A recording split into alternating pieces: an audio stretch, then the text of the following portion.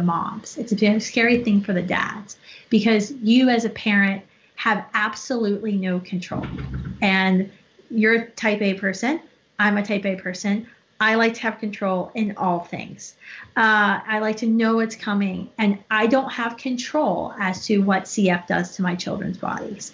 I can control their breathing treatments. I can control their medication, the calories they're intaking, the doctor's appointments. There's certain things I can control, but not everything. And we just don't know. And I think it requires you to remember that it's not really up to you, and your life really isn't under your control. It's under someone else's control.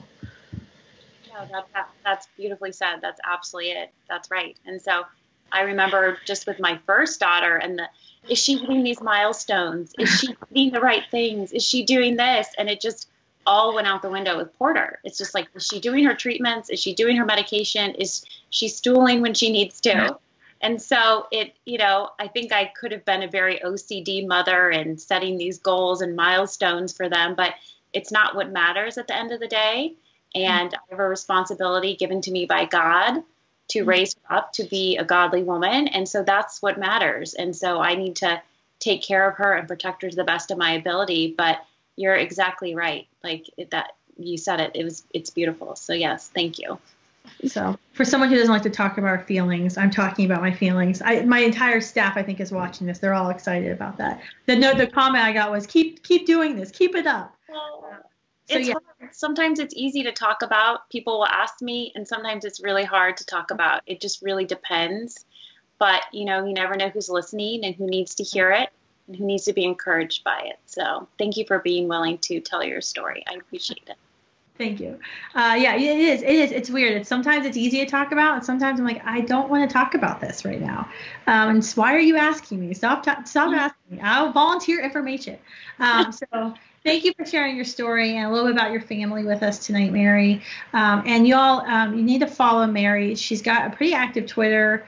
She's on Instagram as well, but you'll often find her like writing op-eds.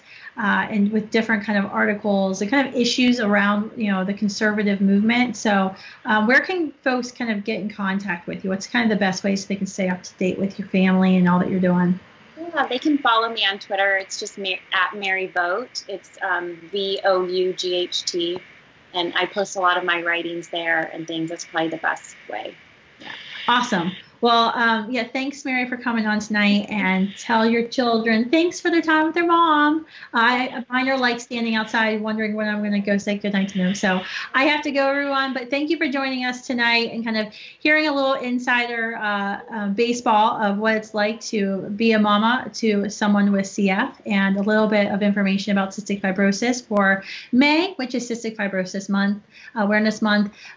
Make sure you wash your hands. Don't go outside and go around other people if you're sick, even after Corona, because you don't know who you're around, and you don't know how and maybe your little sinus infection isn't a big deal to you, or strep throat isn't a big deal to you, but you don't know how it's going to affect another person who might be sitting next to you on the metro or on the bus or at the restaurant. And so think about those that you may not be able to see or may not realize are vulnerable, but really are vulnerable. And I think that is living out our pro-life calling of caring for every human being, and saying that every human being is value and has dignity and should be protected. And that's what we're called to do in the pro-life movement. Thanks, guys.